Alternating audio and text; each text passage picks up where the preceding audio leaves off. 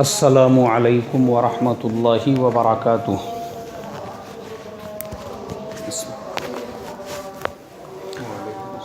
الحمد للہ نحمده ونستعینه ونستغفره ونؤمن به ونتوکل علیہ ونعوذ باللہ من شرور انفسنا ومن سیئات اعمالنا، من يهده الله فلا مضل له ومن يضلله فلا هادي له، ونشهد أن لا إله إلا الله وحده لا شريك له، ونشهد أن سيدنا ومولانا محمدا عبده ورسوله الذي أرسل بالحق بشيرا ونذيرا، أما بعد فقد قال الله تبارك وتعالى: اعوذ باللہ من الشیطان الرجیم، بسم اللہ الرحمن الرحیم، فصل لربک وانحر، صدق اللہ العظیم۔ محترم بھائیوں، بزرگوں، دوستو، اللہ تبارک و تعالیٰ کا بے انتہا فضل اور کرم ہوا کہ اس نے ہم تمام کو عید الاضحیٰ کا یہ مبارک موقع عطا فرمایا۔ عید الاضحیٰ یعنی اللہ تبارک و تعالیٰ کی رضا اور خوشنودی کے لیے قربانی کرنا۔ کس کی سنت ہے؟ صحابہ نے پوچھا، اے اللہ کے نبی، یہ عید الاضحیٰ کیا ہے؟ تو آپ نے فرمایا، یہ تمہارے والد سنت ابیکم ابراہیم، یہ حضرت ابراہیم علیہ السلام کی سنت ہے۔ اور حضرت ابراہیم علیہ السلام کی سنت اس کو کیوں قرار دیا گیا؟ حضرت ابراہیم علیہ السلام تقریباً 100 سال کے قریب ان کی عمر ہو گئی، لیکن کوئی اولاد نہیں پیدا ہوئی۔ دعائیں کی اللہ تبارک و تعالیٰ سے، اور اللہ تبارک و تعالیٰ سے اپنی اولاد کی چاہت کو مانگا، کہا ربی حبلی من الصالحین،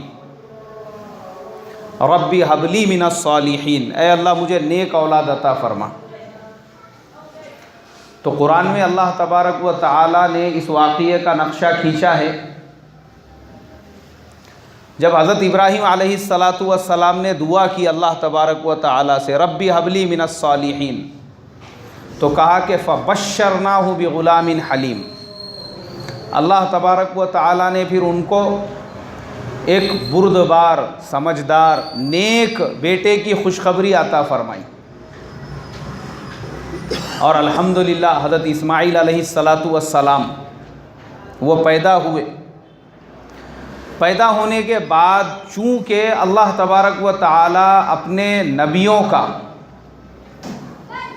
اور پھر نبیوں کے ساتھ ساتھ اپنے برگزیدہ بندوں کا، جو اللہ کے مقبول بندے ہوتے ہیں، ان کا امتحان لیتے ہیں، تو اللہ تبارک و تعالیٰ نے حضرت ابراہیم علیہ السلام کا بھی امتحان لیا، اور ان سے یہ کہا کہ اے ابراہیم، یہ جو آپ کا بچہ ہے اور آپ کی بیوی ہے، ان کو ایسی وادی میں چھوڑ کے آؤ، بواد غیر ذی زرع، جہاں پر گھاس کا تنکا بھی نہ اگتا ہو۔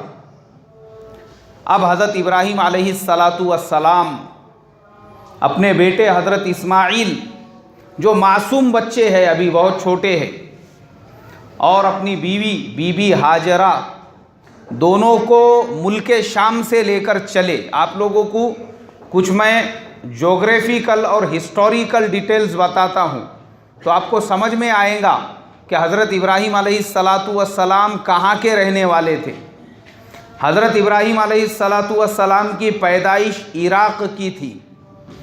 جو گاؤں میں حضرت ابراہیم علیہ السلام رہتے تھے، آج بھی ہے وہ گاؤں، اور وہ نمرود وغیرہ کے جو پرانے محل تھے، ان کے کھنڈرات آج بھی ہے عراق کے اندر۔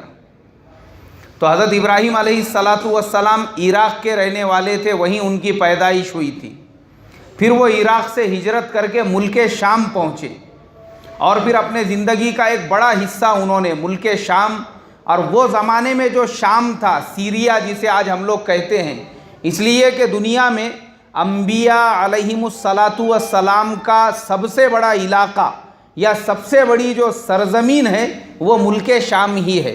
سب سے زیادہ نبی وہیں پہ مبعوث ہوئے، اور ملک شام کو لگ کر ہی، پہلے ملک شام بہت بڑا تھا، یہ فلسطین آج کا، اسرائیل اور جارڈن، یہ سب ملک شام کو چٹک کے اس کے علاقے تھے، یہ سب لیبنان۔ تو یہ پورا کا پورا پٹا نبیوں کا ہے، پورے بنی اسرائیل کے تمام انبیاء علیہم الصلاۃ والسلام اسی علاقے کے اندر پیدا ہوئے۔ اب حضرت ابراہیم علیہ الصلاۃ والسلام بھی اسی علاقے میں، یعنی کیونکہ بنی اسرائیل کا سلسلہ وہ تو چلا ہی حضرت ابراہیم سے ہے، تو حضرت ابراہیم علیہ الصلاۃ والسلام نے اپنی بی بی ہاجرہ اور حضرت اسماعیل دونوں ایک معصوم بچے کو لے کر آپ آئے مکہ مکرمہ، یعنی وہ پورا جو سنگلاخ صحرا تھا اس کو پار کر کے آپ مکہ مکرمہ آئے۔ اچھا، مکے میں کیوں آئے؟ اس لیے کہ حضرت ابراہیم علیہ السلام کی بھی 2 بیویاں تھیں، ایک بیوی کا نام بی بی سارہ تھا اور دوسری بیوی کا نام تھا بی بی ہاجرہ۔ بی بی سارہ جو تھی ان کے بطن سے حضرت اسحاق علیہ السلام پیدا ہوئے، اور حضرت اسحاق سے حضرت یعقوب علیہ السلام، حضرت یعقوب کا ہی نام اسرائیل ہے۔ حضرت یعقوب کا ہی نام کیا ہے بھائی؟ ہاں، اسرائیل جو ہے، جو اسرائیل پورا بسایا ہوا ہے وہ حضرت یعقوب کے نام پہ ہی ہے، اور قرآن میں بھی ان کو اسرائیل کہا گیا ہے۔ تو حضرت ابراہیم علیہ الصلاۃ والسلام کے، اور بعض علماء یہ فرماتے ہیں کہ اسرائیل جو ہے وہ حضرت اسحاق علیہ الصلاۃ والسلام کا نام تھا، لیکن خیر ہم لوگوں کو وہ تاریخی اور تفسیری بحث و مباحثے میں نہیں پڑھنا ہے۔ مجھے آپ کو بتانا یہ ہے کہ ایک جو حضرت ابراہیم علیہ السلام کی نسل چلی بنی اسرائیل کی، وہ ساری کیا ساری چلی حضرت اسحاق علیہ السلام کی اولاد سے، اور ایک بی بی سارہ کی نسل سے، اور وہ پھیلی پورے وہ علاقے میں، ملک شام میں۔ اب باقی جتنے بھی نبی آئے بعد میں، حضرت یعقوب علیہ السلام کے 12 بیٹے، پھر وہ 12 سے 12 نسلیں چلی بنی اسرائیل کی، اور وہ پھیل گئے وہ پورے علاقے میں۔ پھر حضرت موسیٰ علیہ السلام اور حضرت داؤد علیہ السلام، حضرت سلیمان علیہ السلام، حضرت شعیب علیہ الصلاۃ والسلام، اور پھر ان کے بعد میں جو ہے حضرت زکریا، حضرت یحییٰ، حضرت الیاس اور حضرت عیسیٰ علیہ الصلاۃ والسلام تک، یہ پورا سلسلہ بنی اسرائیل کا یہ اسی علاقے میں آپ کو ملے گا، اور سب کی قبریں بھی وہی ہے۔ حضرت یوسف علیہ الصلاۃ والسلام کی قبر بھی بیت المقدس کے پاس میں ہے۔ ابھی پچھلے دنوں میں جو مسئلے مسائل چل رہے تھے کہ اسرائیل گورنمنٹ نے ارادہ کی تھی حضرت یوسف علیہ السلام کی قبر کو کھود کے وہاں سے دوسری جگہ منتقل کرنے کے لیے، تو حضرت یوسف علیہ السلام یہ پورے نبی وہاں پہ آرام فرما رہے ہیں۔ لیکن ابھی یہ جو دوسری شاخ ہے حضرت اسماعیل والی، یہ نسل میں کوئی نبی نہیں پیدا ہوئے اللہ کے نبی صلی اللہ علیہ وسلم تک۔ میری ایسی ہم لوگ آن لائن کانفرنس کے اندر ڈسکس چل رہی تھی، ایک کرسچن بہت بڑے پادری ہے ان کے ساتھ میں، تو وہ میرے ساتھ میں بحث کرنے لگے کہ بولے حضرت عیسیٰ علیہ الصلاۃ والسلام جو آئے تھے ان کی جو جینیالوجی ہے، انگلش میں اس کو نسب نامہ جسے ہم لوگ کہتے ہیں، انگلش میں اس کو جینیالوجی کہتے ہیں، وہ تو پورا محفوظ ہے کہ حضرت عیسیٰ علیہ السلام کس کے بیٹے تھے، ان کے والد کس کے بیٹے تھے، ان کے والد، اور یہ سلسلہ ان کا جا کے حضرت ابراہیم علیہ الصلاۃ والسلام تک ملتا ہے۔ جو تمہارے پروفٹ محمد ہے، قرآن پاک میں ان کی جینیالوجی ہے، ان کا پورا کا پورا نسب نامہ ہے۔ میں نے کہا ان کا بھی محفوظ ہے۔ بولے قرآن میں ہے کیا؟ اس لیے کہ حضرت عیسیٰ کا تو بائبل میں ہے۔ میں نے کہا حضرت محمد صلی اللہ علیہ وسلم کا بھی قرآن میں ہے کہ حضرت محمد صلی اللہ علیہ وسلم کی جو نسل ہے وہ چلتے ہوئے میں نے ان کو پورا پھر بتایا کہ حضرت ابراہیم علیہ السلام کے جو 2 بیٹے تھے، ایک بیٹا حضرت اسماعیل کو انہوں نے مکے میں چھوڑ دیا، تو ان کی نسل سے حضرت اسماعیل علیہ الصلاۃ والسلام سے لے کے تو حضرت محمد صلی اللہ علیہ وسلم تک بیچ میں ایک بھی نبی نہیں آیا۔ اور قرآن وہ کتاب ہے جس میں صرف انبیاء علیہم الصلاۃ والسلام کے واقعات ہیں۔ کس کے واقعات ہیں بھائی؟ اگر حضرت محمد صلی اللہ علیہ وسلم کی جینیالوجی چاہیے تو ان کی جینیالوجی آپ کو ملیں گی کہ محمد ابن عبداللہ ابن عبد المطلب ابن ہاشم، اور اسی طریقے سے وہ سلسلہ چلتا ہے عدنان تک، اور اس کے بعد حضرت اسماعیل علیہ السلام تک۔ لیکن یہ بیچ کے نام اس لیے نہیں ہے چونکہ یہ نبی نہیں تھے۔ یہ لوگ کون نہیں تھے؟ نبی نہیں تھے، اس کے لیے ان کے نام نہیں ہے۔ اور حضرت عیسیٰ علیہ السلام کا جو خاندان بنی اسرائیل سے چلا وہ سب نبیوں کا خاندان تھا۔ حضرت عیسیٰ علیہ السلام، ان کی والدہ حضرت مریم، ان کے خلیرے بھائی حضرت یحییٰ وہ بھی نبی، ان کے خالو حضرت زکریا وہ بھی اللہ کے نبی، حضرت الیاس ان کے رشتہ دار وہ بھی اللہ کے نبی، پھر اوپر جائیں گے۔ مطلب یہ پورا سلسلہ جو چلا یہ نبیوں کا سلسلہ تھا۔ لیکن ہمارے پیارے نبی صلی اللہ علیہ وسلم کو اللہ تبارک و تعالی نے حضرت ابراہیم علیہ السلام کی دوسری شاخ سے پیدا فرمایا۔ تو یہودی لوگ اور یہ کرسچن لوگ مسلمان کیوں نہیں ہوتے؟ اس کا یہی تو ریزن ہے نا، ان لوگوں کو یہ بات 101% پتہ ہے کہ پروفٹ محمد یہ اللہ تبارک و تعالیٰ کے سچے پکے نبی ہے، اور قرآن اللہ تبارک و تعالیٰ کی حق کتاب ہے۔ وجہ صرف اور صرف یہ نسل ہے۔ ان کا بولنا یہ ہے کہ پروفٹ محمد جو ہے وہ بنی اسرائیل میں کیوں نہیں آئے؟ اگر آنا ہی تھا تو حضرت عیسیٰ کے نیچے آنا تھا۔ ان کو جلن اس بات کی ہے کہ حضرت محمد صلی اللہ علیہ وسلم حضرت ابراہیم کی دوسری شاخ بنی اسماعیل میں سے کیوں پیدا ہوئے؟ اور بنی اسماعیل جو ہے وہ پورے کے پورے عرب، مکے میں جتنے بھی پورے کے پورے عرب اور مکے میں جتنے اہل قریش اور تمام وہاں کے لوگ رہنے والے تھے، یہ سب حضرت اسماعیل علیہ السلام کی نسل سے چلے۔ تو وہ یہی چاہتے تھے کہ آخری نبی وہ بنی اسرائیل میں پیدا ہو، لیکن اللہ تبارک و تعالیٰ نے آخری نبی کو بنی اسماعیل میں پیدا فرمایا۔ اس کے لیے وہ لوگ قبول نہیں کرتے۔ تو مجھے یہ ڈیٹیلز آپ کو اس لیے بتانا پڑے، یہ سمجھانے کے لیے کہ حضرت ابراہیم علیہ السلام کے جو دو بیٹے تھے، ایک بیوی اور ایک بیٹا تو آلریڈی ملک شام میں تھے۔ اب ایک بیوی حضرت ہاجرہ اور بیٹا حضرت اسماعیل دونوں کو لے کر آپ چلے مکے میں۔ اچھا مکے میں ہی کیوں آئے؟ اس کا بھی ریزن ہے، اس کی بھی وجہ ہے۔ اس کی وجہ یہ ہے کہ دیکھو جو بیت اللہ ہے مکے کے اندر، یہ بیت اللہ حضرت ابراہیم علیہ السلام نے بنایا ہوا نہیں ہے، یہ دنیا بننے سے پہلے فرشتوں نے بنایا تھا۔ حضرت ابراہیم علیہ السلام نے اس کو ریکنسٹرکشن کیا۔ کیا کیا بھائی اس کو؟ ہاں، وہ کیسے کیا وہ بھی بتاتا ہوں میں آپ کو۔ اللہ نے دنیا کیسے بنائی؟ جب اللہ تبارک و تعالیٰ کو دنیا بنانا تھا، یہ پوری دنیا میں پہلے اللہ نے پانی بنایا۔ یہ جو پورا گلوب، پورا ارتھ ہے ہمارا، یہاں پہ سب پانی تھا۔ زمین جو نکلنا شروع ہوئی، یعنی زمین کا جو پہلا حصہ دنیا میں وجود میں آیا، اس جگہ سے اللہ نے کہا کہ جہاں میرا عرش ہے اس کی سیدان سے زمین شروع کرنا ہے۔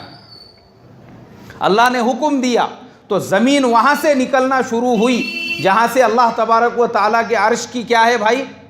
سیدان ہے۔ اور پہلا جو زمین کا حصہ باہر نکلا وہ جگہ تھی جہاں پہ آج کیا ہے؟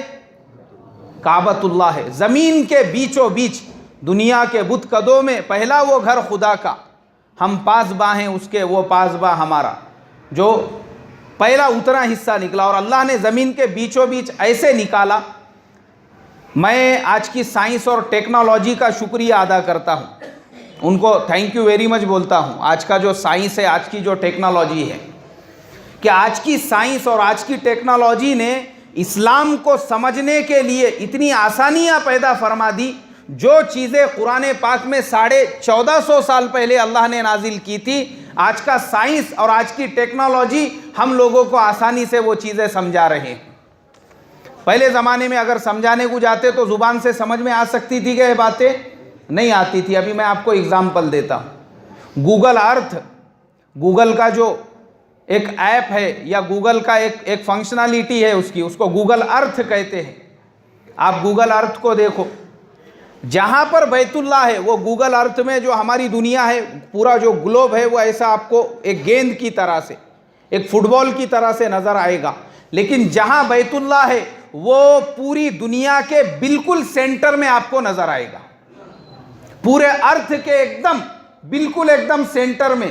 ارتھ گول بھی اگر دیکھیں گے تو وہاں سے اتنا ہی ہے, اوپر میں بھی اتنا ہی ہے اور نیچے میں بھی اتنا ہی ہے. یعنی بیت اللہ ہمارا قبلہ ہے. کیا ہے بھائی؟ ہمارا نہیں, پوری دنیا کے انسانیت کا قبلہ ہے. قبلے کو اللہ نے پوری دنیا کے بیچوں بیچ بنایا تاکہ پوری دنیا کے لوگوں کو اپنے مرکز سے, اپنے قبلے سے جڑنے میں کوئی تکلیف نہ. دیکھو یہ خدا کا نظام. پہلے کتابوں میں یہ باتیں ملتی تھی, لیکن آج کے سائنس نے اس کو سمجھنے میں ہمارے لیے کیا کر دیا؟ آسان, سمپل بنا دیا. پوری دنیا کے بیچوں بیچ آپ کو ملے گا. وہاں سے دنیا شروع ہوئی. تو بیت اللہ کی تعمیر کی کس نے کی؟ فرشتوں نے کی. پھر حضرت آدم علیہ السلام وہ پہلے انسان ہیں جنہوں نے بیت اللہ کا حج ادا کیا, حضرت آدم علیہ السلام نے. اور پھر بیت اللہ کی وہ جو تعمیر تھی فرشتوں نے جو کی تھی. حضرت نوح علیہ السلام کا جو طوفان آیا تھا اس کے اندر وہ بیت اللہ پوری طرح سے بکھر گیا, پھیل گیا چاروں طرف سے. تب اللہ تبارک و تعالیٰ نے حضرت ابراہیم کو حکم دیا کہ ہمارا گھر جو نوح علیہ السلام کے طوفان کی وجہ سے پوری طرح سے بکھر چکا ہے, پوری بستیاں اجڑ گئی, وہاں پہ بھی لوگ پہلے آباد تھے, لیکن نوح علیہ السلام کا جو طوفان آیا پوری دنیا میں آیا تھا.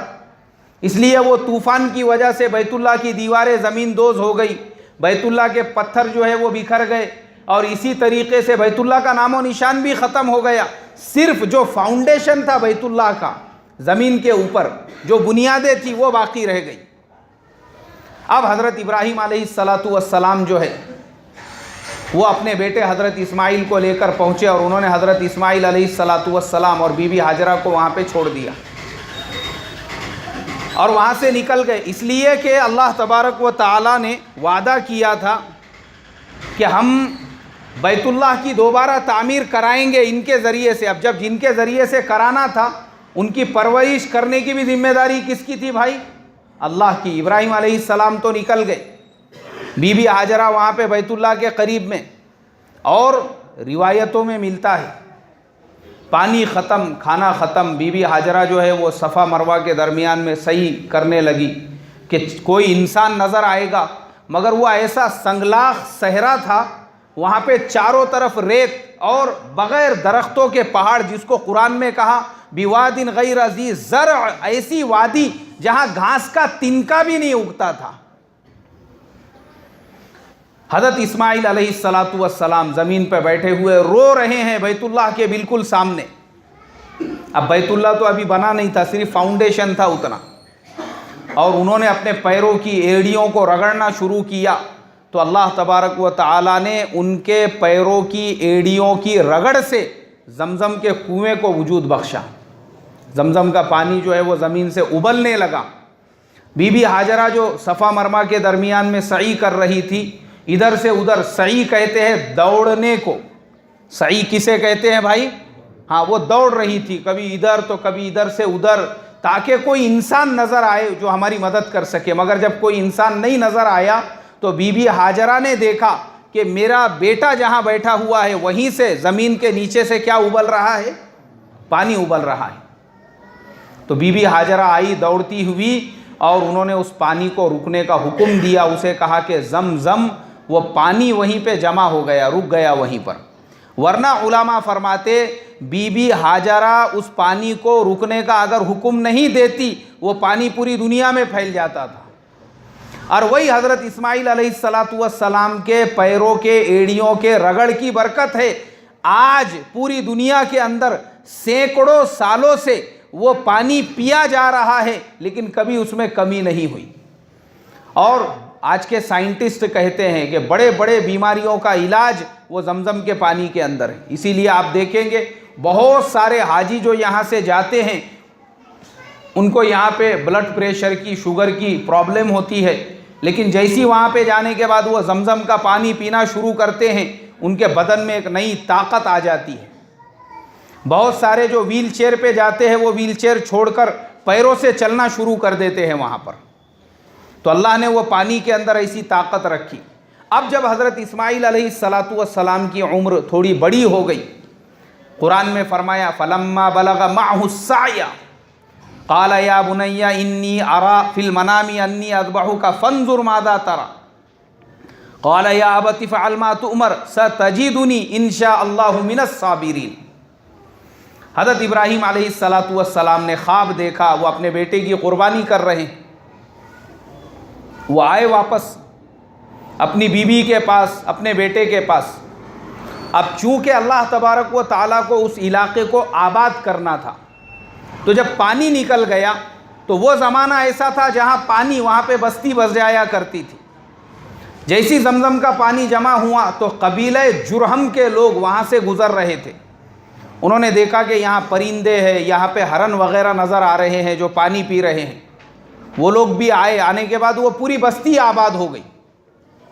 تو حضرت ابراہیم علیہ السلام آئے مکہ مکرمہ میں، اور انہوں نے حضرت اسماعیل علیہ السلام کو اپنے ساتھ لیا قربانی کے لیے، اور اس کے بعد ان کو لے جانے لگے مینا کی طرف، اور بیٹے سے کہا کہ اے بیٹے میں نے ایسا ایسا خواب دیکھا ہوں۔ تو بیٹے نے کیا کہا؟ قال یا ابت افعل ما تؤمر ستجدنی ان شاء اللہ من الصابرین۔ آپ کو جو بھی خواب میں نظر آیا ہے آپ اس پہ عمل کیجئے، انشاءاللہ آپ مجھے صبر کرنے والوں میں سے پاؤں گے۔ اب حضرت ابراہیم علیہ السلام حضرت اسماعیل کو لے کر چلے، تو آج بھی مینا کے اندر میں نے میری آنکھوں سے وہ جگہ دیکھا ہوں جہاں پہ حضرت ابراہیم علیہ السلام نے حضرت اسماعیل کو قربانی کے لیے لٹایا تھا۔ وہاں پہ ایک چھوٹا سا گنبد بنا ہوا ہے اور وہ جگہ بنی ہوئی ہے۔ حضرت ابراہیم علیہ السلام نے جب حضرت اسماعیل کو لٹایا تو لٹانے کے بعد آسمان کے اوپر اللہ تبارک و تعالیٰ اور سارے فرشتے یہ منظر دیکھ رہے تھے۔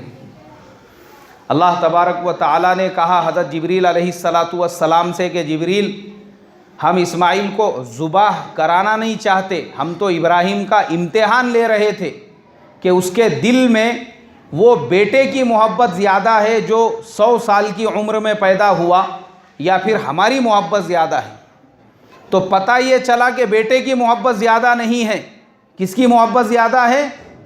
اللہ کی محبت زیادہ ہے۔ تو دو یہ جنت کا دمبا لے کر جاؤ اور اسماعیل کی جگہ پہ اس دمبے کو پہنچا دو۔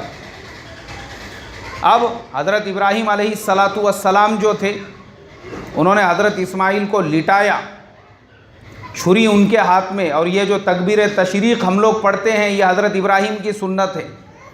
انہوں نے آواز دی اللہ اکبر اللہ اکبر، تو حضرت اسماعیل علیہ السلام جو لیٹے ہوئے تھے انہوں نے کہا لا الہ الا اللہ اللہ اکبر۔ حضرت جبریل جو آسمان سے جنت کا دمبا لے کے نیچے اتر رہے تھے انہوں نے کہا اللہ اکبر وللہ الحمد، اور یہ کہہ کے حضرت اسماعیل کو ہٹا دیا، اور وہ جو جنت کا دمبا تھا حضرت ابراہیم علیہ السلام نے اس کو ذبح کیا، وہ دمبا اس کے سینگ وغیرہ ابھی تک بیت اللہ کے اندر محفوظ تھے رکھے ہوئے۔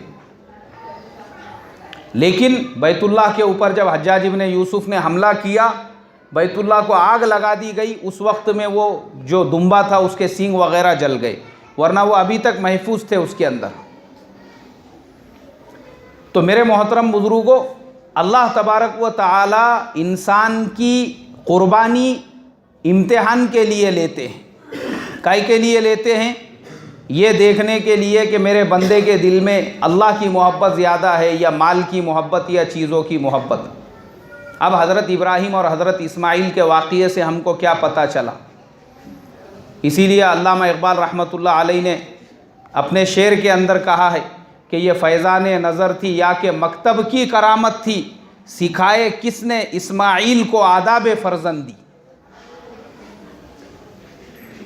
بیٹے کی فرما برداری دیکھو اور باپ کی تربیت دیکھو کہ باپ اپنے بیٹے سے اللہ کے حکم پہ قربان ہونے کی بات کر رہے ہیں تو بیٹا تیار ہے،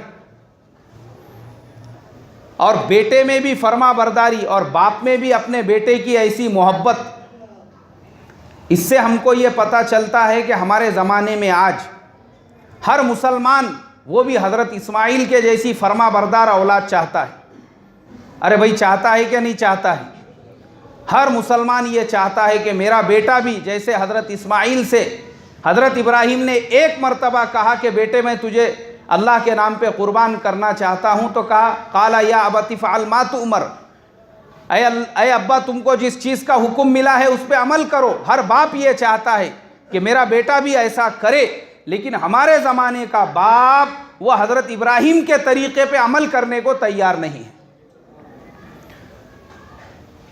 ہم نے تو اپنے بچوں کو کمائی کا ذریعہ سمجھ لیا، ان کو پڑھانے تیار نہیں، ان پہ پیسہ خرچہ کرنے کو تیار نہیں۔ 10 12 سال کے ہمارے بچے، ان کو ہم نے کام پہ لگا دیا، دھندے پہ لگا دیا، بیوپار پہ لگا دیا، کسی کے یہاں پہ گیریج کے اوپر لے جا کے کھڑے کر دیا۔ جب ایک باپ اپنی اولاد کو حضرت ابراہیم جیسی تربیت نہیں کرے گا تو بیٹا حضرت اسماعیل جیسے کیسا بنے گا؟ اور بعض باپ تو ایسے ہیں کہ بیٹے کی عمریں 25 سال 30 سال ہو رہی ہے تو بھی باپ کو ان کے شادی اور نکاح کی فکر نہیں ہے۔ میں ایک جگہ پہ امامت کرتا تھا تو ایک نوجوان، اس نے مجھے ایک دن فجر کے بعد میں کہا مولانا چلیے چائے پی کر آئیں گے۔ میں نے کہا ٹھیک ہے بھائی۔ گئے ہم لوگ، اے مولانا کے لیے ذرا ملئی لے کر آ، برون لے کے آ، پاؤ لے کے آ۔ 1 دن 2 دن 3 دن، میں بولا کیا بات ہے بہت ملئی کھلا رہے؟ بولے کیسا ہے مولانا، فجر کی نماز کے بعد میں آپ جو بڑی عمر کے لوگوں کو قرآن سکھاتے نا، اس میں میرے ابا بھی ہے، وہ جو حضرت ہے نا وہ میرے والد صاحب ہیں۔ میں بولا ماشاء اللہ۔ تو بولے کیا تم خالی قاعدہ پڑھاتے، ان کو یہ بھی سکھاؤ ذرا، بچوں کی عمریں 30 35 سال ہو گئی، ان کی شادی کر کے دینا بھی ضروری ہے بول کے۔ اب میں تو بول نہیں سکتا کہ میری شادی کر کے دو بول کے، مگر تمہارے پاس بیٹھتے کم سے کم تم تو بولو نا کہ خالی دینداری تسبیح پڑھنے کا نام ہے کیا؟ دینداری خالی نوافل پڑھنے کا نام؟ بچوں کا اور کوئی حق نہیں ہے؟ یہ بھی تو باپ کی ذمہ داری ہے۔ میری عمر 30 35 سال ہونے، پورا ٹکلا ہو گیا بولے سیر میں میرے، کیا کریں گے؟ کیا ہے مہا بھرنگراج تیل رگڑ رگڑ کے بال پیدا کر رہا بولے میں، نہیں تو ٹکلا ہو گیا ہوا ہے بولے پورا میرا۔ کیا یہ باپ کی ذمہ داری نہیں ہے اولاد کی وقت پہ شادی کر کے دینا؟ ہمارے زمانے کا باپ تو چاہتا ہے کہ بیٹا اسماعیل جیسا بنے، لیکن باپ ابراہیم بننے کو تیار ہے کیا بھائی؟ نہیں ہے تیار۔ تو بیٹوں کے حقوق ہے یہ۔ آپ کا بیٹا، ارے آپ اس کو ویسی محبت دو، آپ کا بیٹا نافرمانی نہیں کرے گا۔ پیدا ہونے کے بعد صحیح تعلیم کرو، تربیت کرو، اس پہ پیسہ خرچہ کرو، اس کے تعلیم پہ، اس کے کالج کے فیس پہ، اس کے ایجوکیشن پہ۔ اس کی عمر جب شادی کی ہو جائے، جب شادی کر کے دے دو، یہ ذمہ داری ہے آپ کی۔ آپ اپنے بیٹے کو جب ایسی محبت دیں گے، اتنا پیار دیں گے، بیٹے کے لیے کچھ لگائیں گے تو وہ بیٹے کو احساس رہے گا ہمارے باپ نے بھی ہمارے لیے قربانی دی، تو آپ کا بیٹا بھی ضرورت پڑنے پہ آپ کے لیے اسماعیل بنے گا۔ کریں گے انشاءاللہ فکر۔ اللہ مجھے آپ کو کہنے سننے سے زیادہ عمل کی توفیق عطا فرمائے۔